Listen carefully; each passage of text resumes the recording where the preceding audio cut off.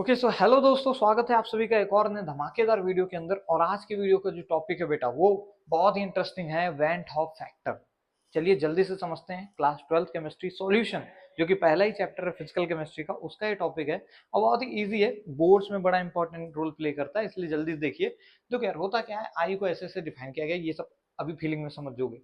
अभी ये फॉर्मूला लिख दिया है मैंने ताकि जिसको याद करना है याद कर ले, पर फील समझो। तो हमारे पास 1 मोल NaCl था। क्या था? 1 मोल नमक था। उसको तुमने पानी में डाल दिया। ठीक है भाई, मजे था तुम्हारा, कुछ भी दिमाग चल रहा था, पानी में मिला दिया।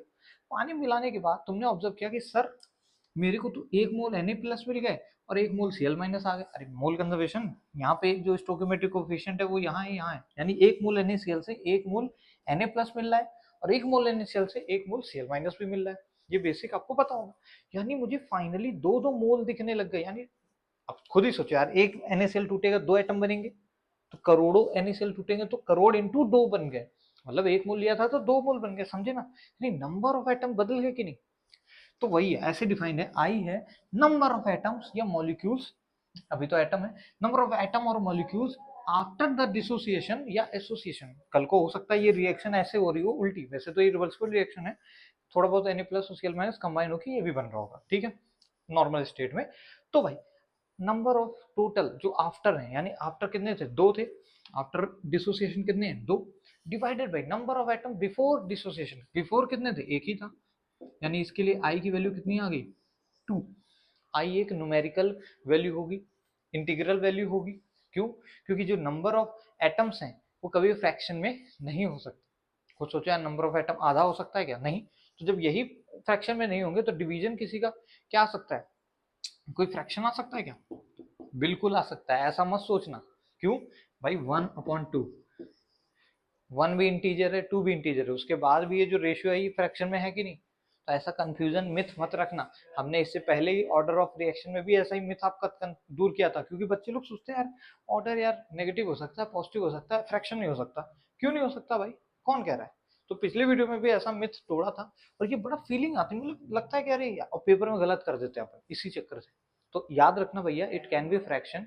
हाँ, नेगेटिव हो सकता है क्या?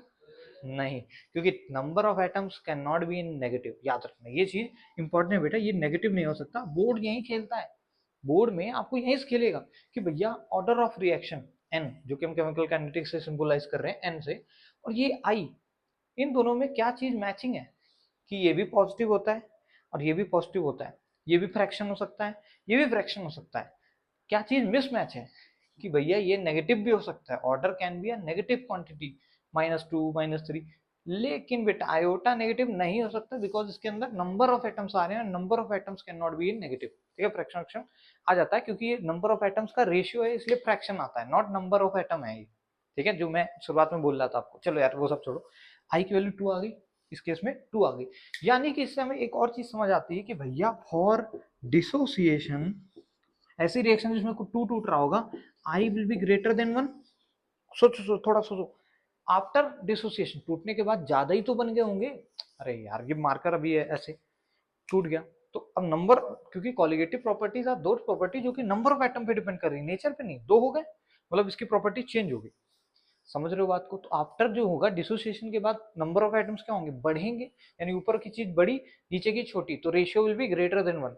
लेकिन एसोसिएशन के लिए जस्ट उल्टा होगा। और यहाँ लिख लो बेटा, I for association reactions will be less than 1। क्यों? क्योंकि आफ्टर एसोसिएशन, एसोसिएशन मतलब ये 2 थे, एसोसिएट हो गए और 1 बन गए, तो आफ्टर चीज क्या हो गई? कम हो गई, बिफोर ज्यादा थी। समझ रहे हो क्या ये चीज? ओके बेटा, इतना समझ आया? ठीक है। अब एक और तरीके से भी इसको डिफाइन किया गया बेटा कि observed value of colligative property divided by theoretical value.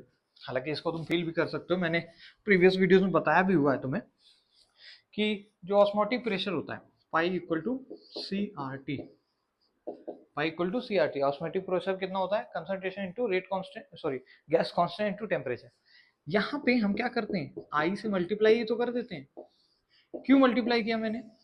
क्योंकि एक्चुअल जो थी ना, एक्चुअल कॉलिगेटिव प्रॉपर्टी असल में देखने को जो हमें मिली वो ये थी। अब भाई हमारी जो ऑब्जर्व कॉलिगेटिव प्रॉपर्टी थी वो कितनी थी? ये मिली आयोटा के टाइम। ये तो हमारी थ्योरेटिकल आ रही थी, ये हमारी क्या थी? थ्योरेटिकल। समझो बात को। थ्योरेटिकली हमने सोचा भैया जो पाई होता है वो कंसंट्रेशन पे रेट, गैस कांस्टेंट और टेम्परेचर पे डिपेंड कर रहा है, इतना आना चाहिए। पर हमने देखा कि भैया वो थोड़ा सा ज्यादा आ रहा है, तो हमने सोचा कि भाई आई से मल्टीप्लाई कर देते हैं, वो चीज बड़ी हो जाएगी तो ज्यादा। क्योंकि हमें मेजर जब किया प्रेशर अपने मैनोमीटर वगैरह से, प्रेशर ज्यादा आ रहा था, हमने सोचा 1 बार आएगा अपने फॉर्मूला को लगा के, लेकिन आया 1.2 बार। तो हमने एक छोटे से किसी इंटीजर से मल्टीप्लाई कर लिया, बोला कि ये जो है ना यही वेंट ऑफ फैक्टर है। तो देखो आई को तुमने क्या किया, अगर इन दोनों को डिवाइड मार दो तो आई विल भी क्या निकल के आएगा, वो यही कुछ निकल के आएगा, ऑब्जर्व्ड कोलिगेटिव प्रॉपर्टी बटे एक्चुअल या फिर थ्योरेटिकल कोलिगेटिव प्रॉपर्टी। अरे यार ऑब्जर्व कितनी थी, तुम्हें जो फील हुई वो थी भैया pi into I C R T, pi into ये ऑब्जर्व हुई ना, डिवाइडेड बाई थ्योरेटिकली तुमने कैलकुलेट क्या किया था।